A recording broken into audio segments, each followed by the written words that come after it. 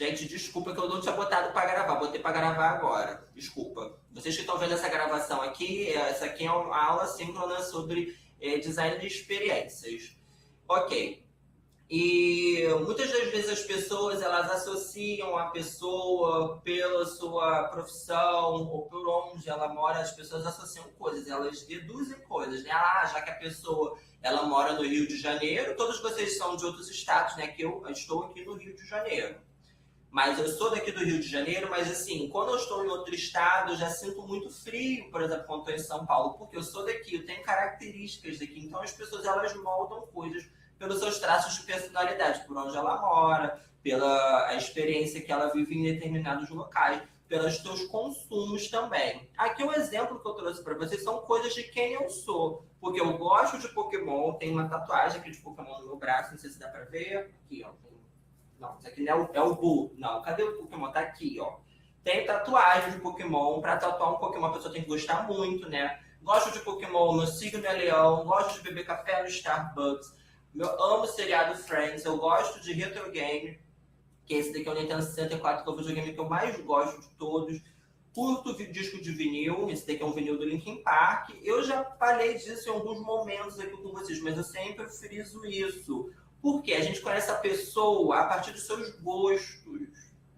A gente começa a entender um pouco a pessoa pelos seus gostos. Ou seja, então o Léo, ele gosta de Pokémon, então ele já entende um pouco mais do universo de anime. Ele gosta de café do Starbucks, então ele entende um pouco de café. Vocês conseguem perceber que tem um pouco mais de proximidade quando a gente começa a entender os gostos da pessoa? Basicamente porque as marcas elas se inserem também nesse universo do consumo. Um exemplo simples e prático de quanto a isso são os laços fortes e os laços fracos. É muito básico a gente entender isso. Nas redes sociais as coisas funcionam assim também. Por exemplo, eu conheço pessoas que gostam de Pokémon. São pessoas que podem ter laços fortes, são pessoas que eu converso, ou aquela pessoa que eu tenho adicionada na minha rede social, que ela tá lá. Eu não converso com essa pessoa, não, sabe, eu não interajo com essa pessoa, mas eu sempre vejo o que ela posta, eu vejo aquela minha vizinha, eu tenho aquela vizinha lá, eu não converso com ela, mas eu sei quem ela é. Isso daí são laços fortes e laços fracos. Os laços fortes são pessoas que a gente tem contato, e os laços fracos são pessoas que a gente conhece, mas a gente não tem a vivência, sabe? Isso deve acontecer com vocês. Às vezes vocês simpatizam por pessoas. Poxa, eu não conheço fulano, mas sabe, eu vou com a cara de fulano. Ou o contrário, não conheço fulano, mas não gosto de fulano. Existem essas coisas, por quê? A gente mentaliza coisas, né? E a gente tem esses pontos de contato com os laços fortes e os laços fracos. Basicamente, às vezes, a gente não precisa interagir com a pessoa para poder ter uma opinião formada com as pessoas e também com as marcas. Isso daqui é o que eu acabei de dizer, né, sobre a Raquel Recoeiro, que é uma estudiosa das redes sociais. Ela tem esse pensamento sempre voltado sobre os contatos que a sociedade faz, a forma como as pessoas consomem nas redes sociais. Vocês já devem ter visto que de 10 anos para cá, né, 2016 para cá, 10 anos atrás, assim, a experiência que as pessoas tinham na forma de consumo era completamente diferente da experiência de hoje. Porque, basicamente, as pessoas hoje, elas consomem muito mais pela internet. Eu lembro quando eu era jovem, sabe, falar, me entregar a minha idade aqui, mas quando eu era jovem, nós comprávamos muito CD. E CD era algo assim, se você tinha o CD, você ouvia a música. Se você não tinha, a gente não tinha como ouvir, ou esperar tocar no rádio, ou esperar passar o videoclipe na televisão, mas não tinha como você ouvir. Então você conseguia o disco, né? Você comprava o disco. E nessa época acontecia muito isso de você compartilhar o material. Se você copiava o CD, você, por exemplo, tinha um CD novo da Avril Lavigne, um exemplo. Na época ela tocava muito nas rádios Avril Lavigne. E eu comprava o CD e copiava o CD para os meus amigos. Hoje em dia isso não existe mais. Hoje em dia, se lançou uma música nova da Avril Lavigne, nem sei se seria da Avril Lavigne hoje em dia, porque eu gosto ainda, mas não ouço tanto quanto ouvia 10 anos atrás.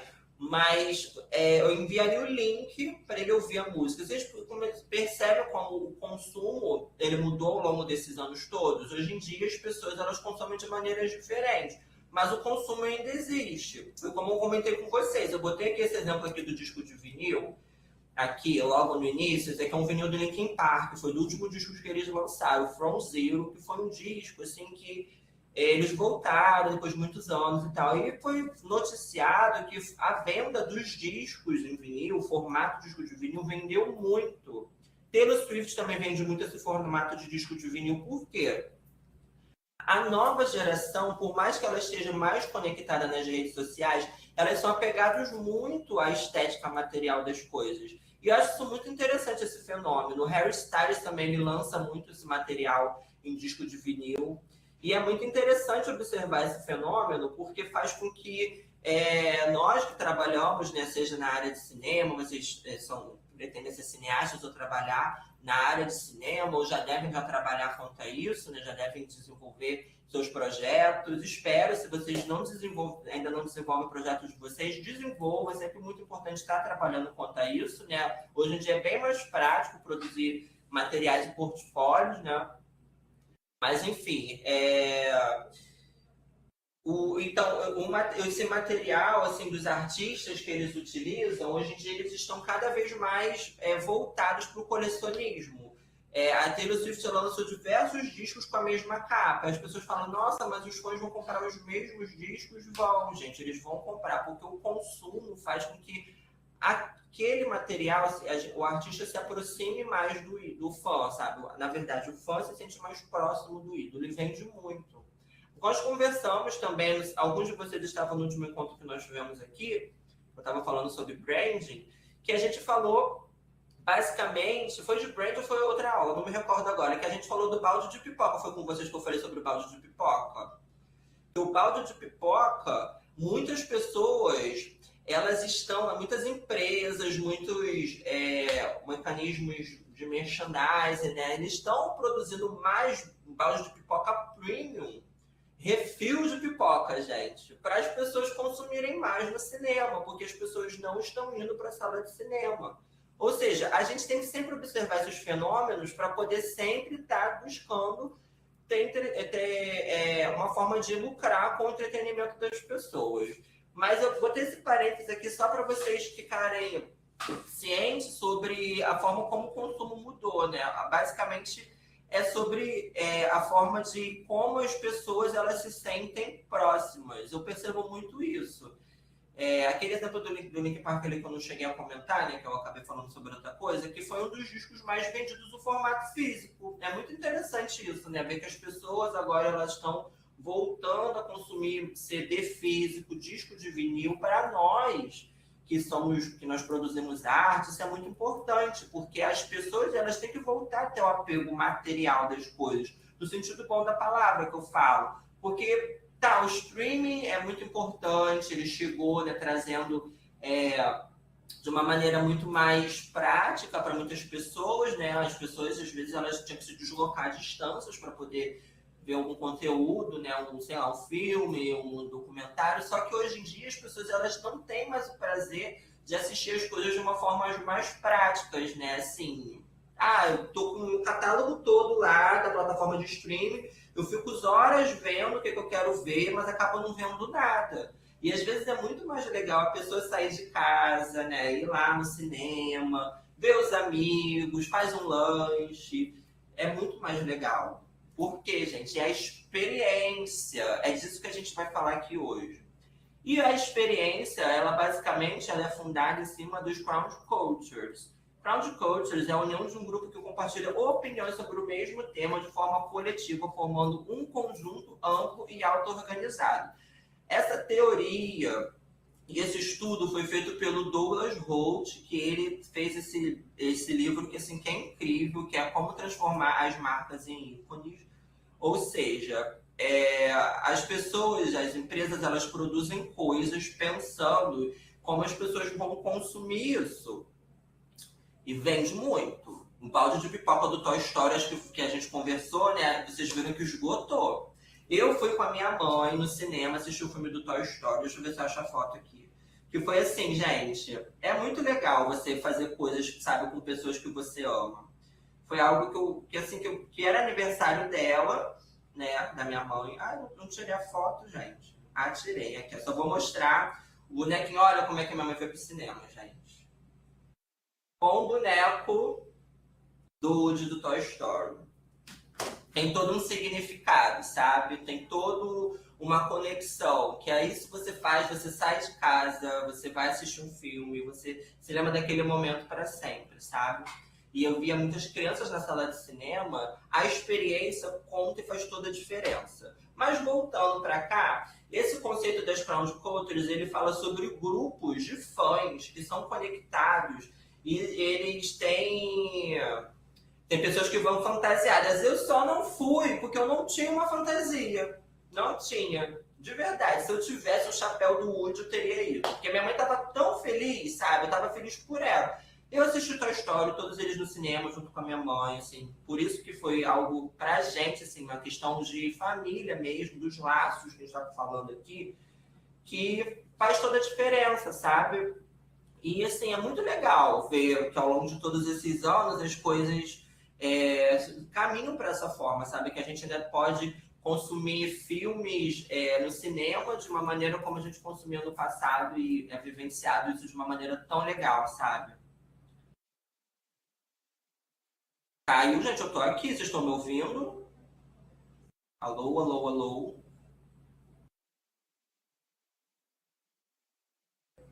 Aí que o Luiz falou que caiu, não caiu, não, gente, eu tô aqui, pelo amor de Deus. Então, mas essas experiências que fazem total diferença. E aqui a gente falando sobre as crowd cultures, né? É um conceito, né, de grupos de fãs que se unem.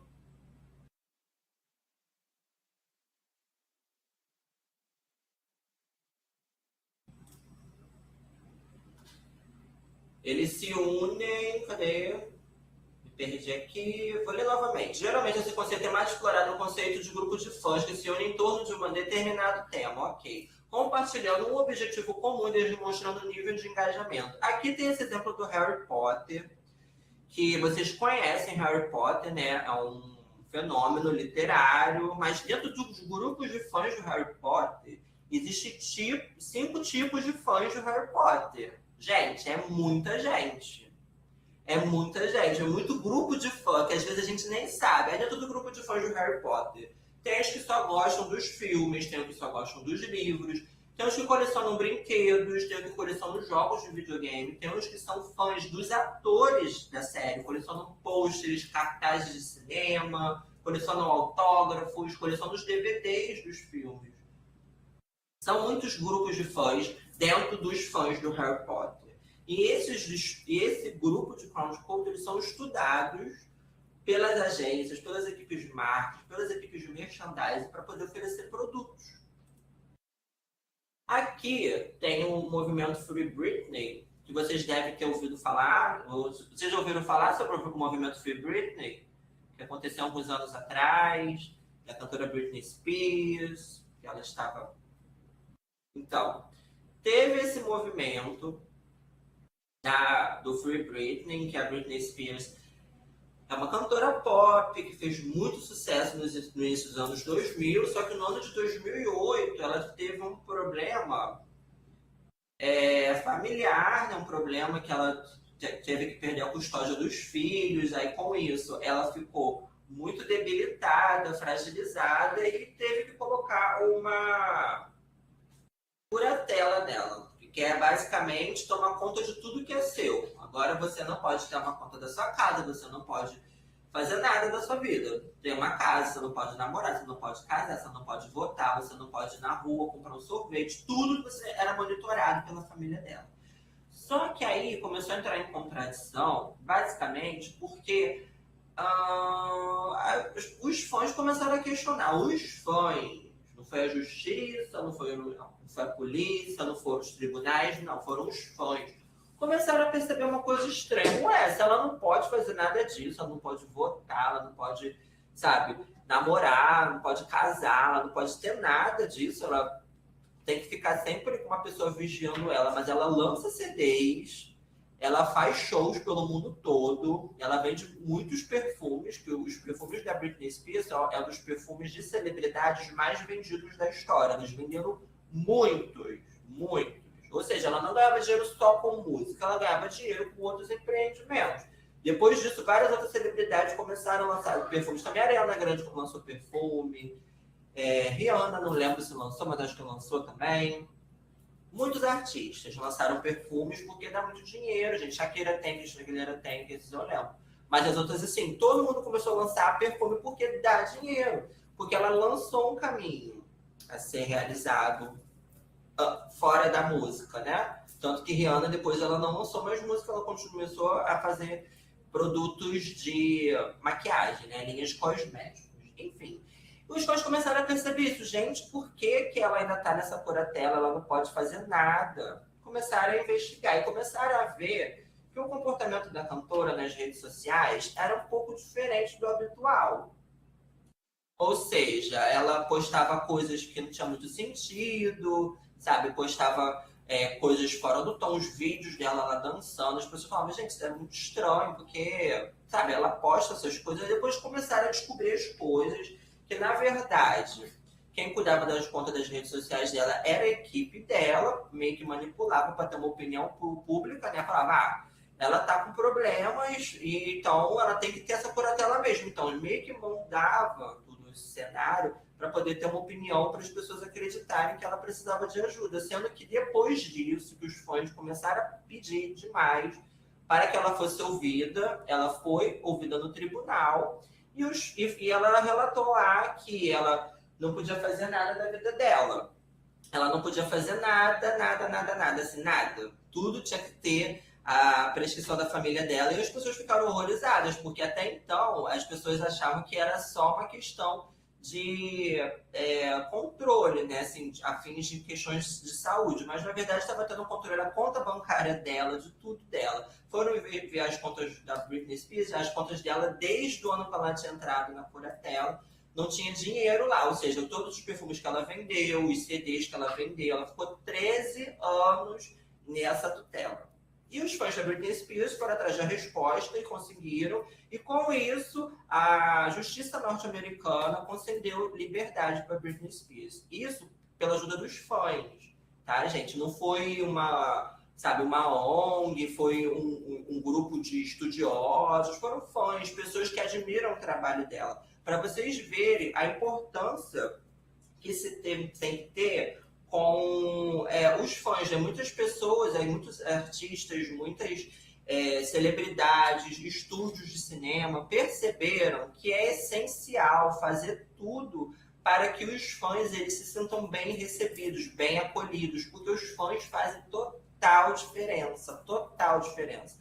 Britney Spears, ela foi basicamente liberta, né? Ela foi liberta graças ao grupo de fãs dela que foram atrás das respostas sobre essa curatela dela que era abusiva. Até a justiça norte-americana viu que haviam algumas inconsistências que faziam com que ela não devesse estar ali. Gente, não tem sentido, né? Uma pessoa que não faz algumas coisas, mas faz turnês e grava discos, é contraditório de verdade. Aqui esse documentário, né, que depois foi lançado pelo The New York Times, que eles pegaram todas essas informações e jogou para o mundo, assim, ó. Tá aí. Tudo que vocês queiram saber é o que acontece com a Britney Spears. Esse documentário foi lançado pelo New York Times e, assim, se vocês não assistiram, assistam. Não sei se vocês gostam desse formato de documentário, mas é um formato muito interessante, que documenta desde os primórdios da carreira dela até os últimos dias dela na curatela, até onde ela estava na curatela. Depois ela foi liberta e as coisas mudaram na vida dela. E desses grupos de fãs, vocês podem ter o conhecimento de diversos outros. Muitos artistas, eles começaram até a apelidar os seus fãs, né? Como o Linkin Park, que são os Soldiers, tem a Juliette do Big Brother. Vocês já devem ter reparado que sempre quando tem o Big Brother, eles colocam um emoji, né, um emoji para poder caracterizar o seu grupo de fãs e botam um nome, né? A Juliette botou como cactus, tem a Katy Perry com os Kit Kats, quase não sai trava-língua, né? E tem a Lady Gaga, que são os Little Monsters. E também as empresas utilizam isso, como o Spotify Family, do grupo Spotify, tem o Cacau Show com o Cacau Lovers, tem a Netflix com como é que é? Netflix Fans, Trava-língua também, eu botaria Netfans só. Tem CCXP, que é uma casa de eventos, né? Na verdade, é um grupo de eventos. Vocês já foram na CCXP, gente? É bem bacana lá. Que são os épicos. Tem no McDonald's, que eles utilizam o slogan deles, né? Todo mundo ama o Mac. É bem legal também. E o Zé Delivery, que utiliza os sósias. O Luiz já foi na CCXP, muito legal. Você foi em qual ano na CCXP? Vários cosplayers. Lá, os cosplayers, eles investem. Eles investem. É muito legal a CCXP. Eu fui no ano de 2024 e assim, foi muito legal. Na época tava tendo o lançamento do game Zelda, aí assim, tinham vários cosplays de Zelda. Desse ano deve ter cosplays de Zelda de novo, que vai ter o lançamento de Ocarina of Time. E assim, os cosplays assim, incríveis, sabe? Parecem coisas assim, com investimento altíssimo, coisas de cinema de verdade, sabe? Com investimento muito alto. Eu acho muito bacana. E então, aqui todas essas marcas, elas utilizam esses nomes para poder se aproximarem dos fãs.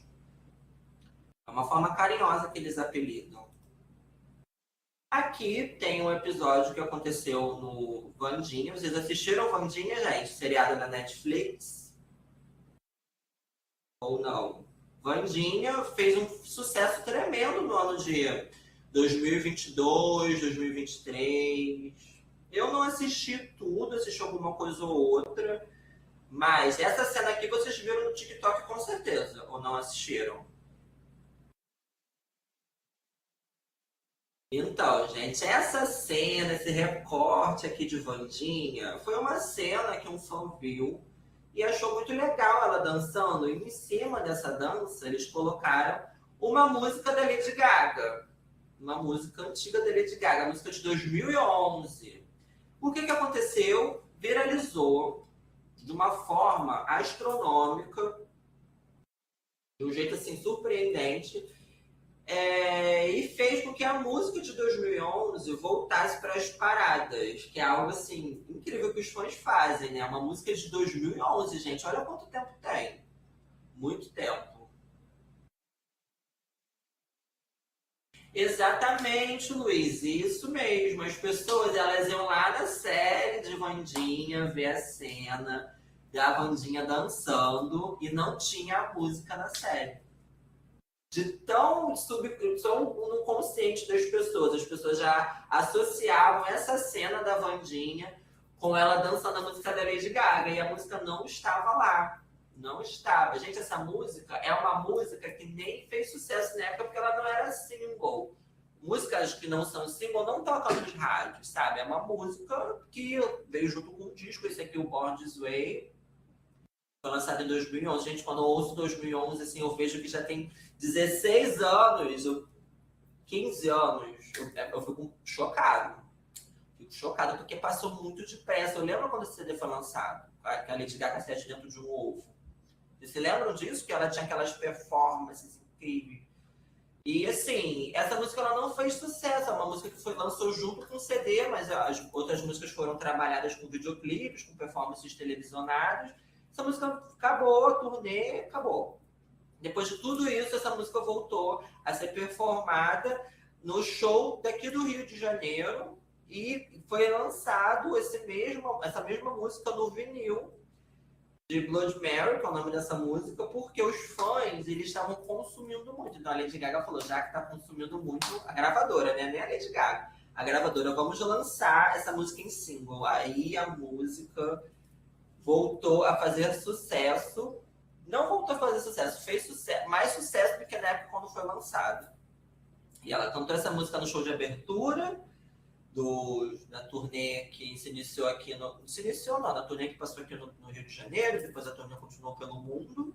Vocês devem ter assistido pela televisão. Vocês assistiram o show da Lady Gaga, foi Um show apoteótico, o maior show da história aqui no Rio de Janeiro, gente. Palmas pro Brasil, porque foi um show assim que é muito interessante. Muitas pessoas criticam, né? Falam, nossa, mas por que tem investimento? Gente, tem que ter investimento na cultura. Nós que trabalhamos na área da cultura, a gente sempre tem que pensar pro nosso lado. E pro lado das outras pessoas também, que eu vi algo muito interessante que as pessoas ficaram falando, né? Sempre as pessoas elas reclamam, elas falam que não tem necessidade, mas assim, as pessoas começaram a olhar com outros olhos aqui para o Rio de Janeiro. Porque aqui no Rio de Janeiro, tem alguém aqui que é do Rio de Janeiro? Ou vocês são de outros estados? Eu perguntei, mas vocês não responderam. Aqui no Rio de Janeiro, está acontecendo algo muito complicado, que os shows não estão vindo mais para cá. Não estão. A rota está sendo São Paulo, Curitiba, Belo Horizonte. Não vem para o Rio de Janeiro. Já não ia para o Nordeste, já não ia para outros estados. Só que os shows não estão vindo mais para cá. Por quê? Eles acham mais prático, aliás, não ter lugar que ocupem, pelo menos é o que eu ouço as pessoas falarem. Eu não tenho certeza disso que eu estou dizendo, mas faz um pouco de sentido. Porque a maioria dos shows que aconteciam aqui eram shows em estádios de futebol. E como tem muitos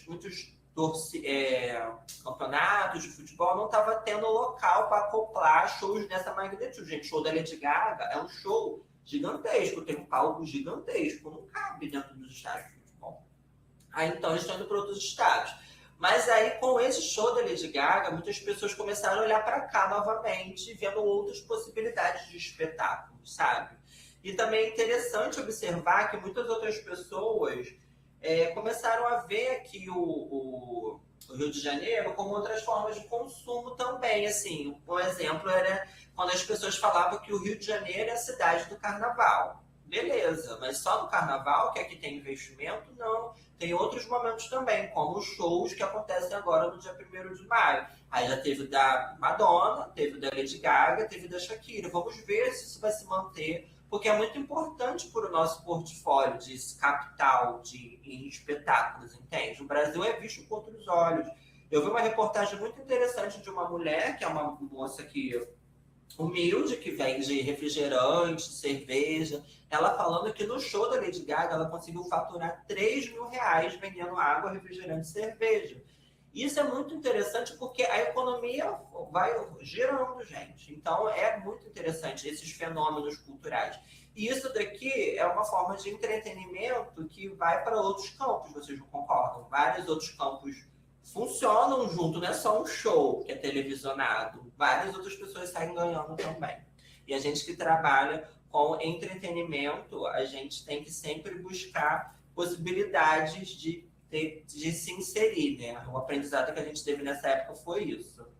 E depois disso, a Lady Gaga ter colocado a música dela lá, né? Os fãs da Lady Gaga ter viralizado o vídeo para ela, ela foi convidada para a Netflix, pela Netflix, para poder fazer essa série Wandinha, lançou essa música lá, Dead Dance, e foi convidada para participar dessa série, graças aos fãs. É muito interessante tudo isso, né? Como as coisas caminham.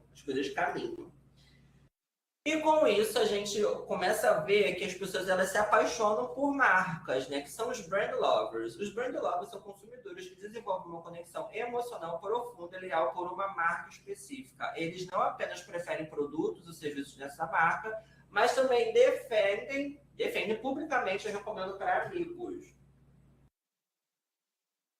O negócio começa a falhar.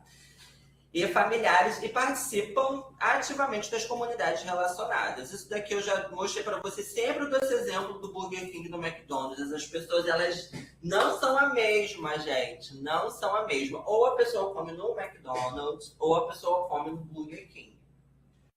A pessoa pode comer os dois? Pode, mas sempre ela vai ter o seu favorito. Sempre. Eu sou do time do McDonald's. Sempre. Se eu vejo o McDonald's ou o Burger King, eu vou no McDonald's. Porque eu tenho uma associação com essa marca. Outras pessoas podem ter com o Burger King. Nike, Adidas. Eu prefiro Adidas. E aí os fãs, né, como co-criadores, os fãs vocês começam a perceber que os fãs eles começam a moldar coisas, né? Aqui tem um exemplo de fãs como co-criadores. É... Na época do lançamento do filme Crepúsculo, vocês já assistiram Crepúsculo, gente? O filme que tem a Bella colocando ketchup imaginário, já viram esse filme? Foi um fenômeno cultural. Podem não gostar da obra, mas Crepúsculo foi um fenômeno cultural. Fenômeno cultural, Vampiros que se mordam é a paródia.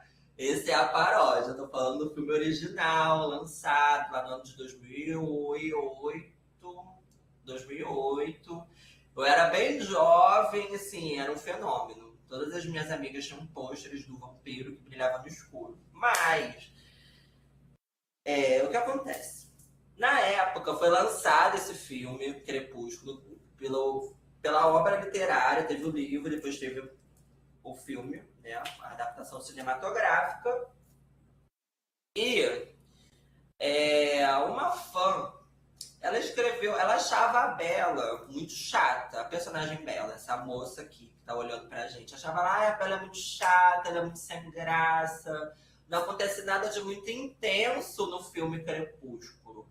Essa foi a ideia que ela teve, então ela foi escreveu a história dela de Crepúsculo do jeito que ela imaginava como poderia ser, uma coisa mais intensa, sabe? Com beijos, algo mais, digamos, né?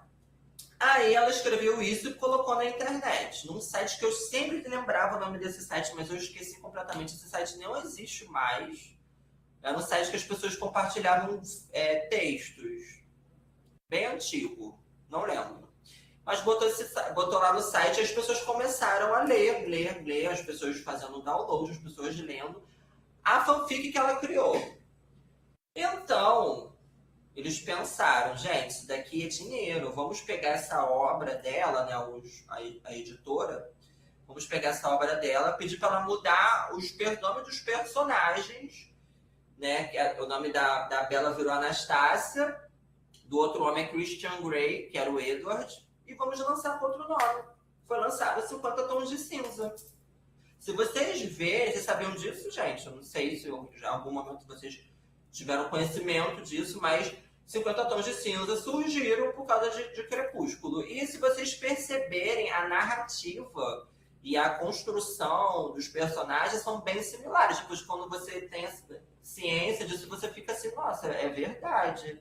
Porque a Anastácia, ela também tem os mesmos traços de personalidade que a Bella. O Edward, ele é um pouco diferente, mas ainda tem o mesmo arquétipo de um rapaz rico, tem uma mansão, que é a mesma coisa do Crepúsculo. É a mesma estrutura, né? O mesmo grupo de personagens e entre outras coisas.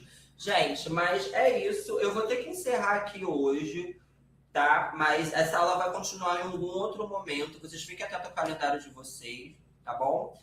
Muito obrigado vocês por terem compartilhado aqui as experiências de vocês. Se vocês quiserem me adicionar ou me chamar, vocês fiquem à vontade. Esse daqui é o meu Instagram.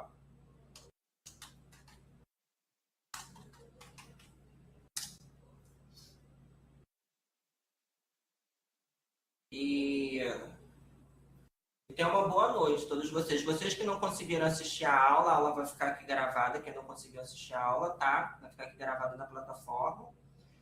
E é isso, gente. Muito obrigado a todos vocês. Dúvidas, podem me chamar ou lá na plataforma. Quem tem aula comigo, quem não tem aula comigo nesse semestre, pode me chamar no Instagram que eu respondo e adiciono todos vocês, beleza? Boa noite, gente. Até a próxima.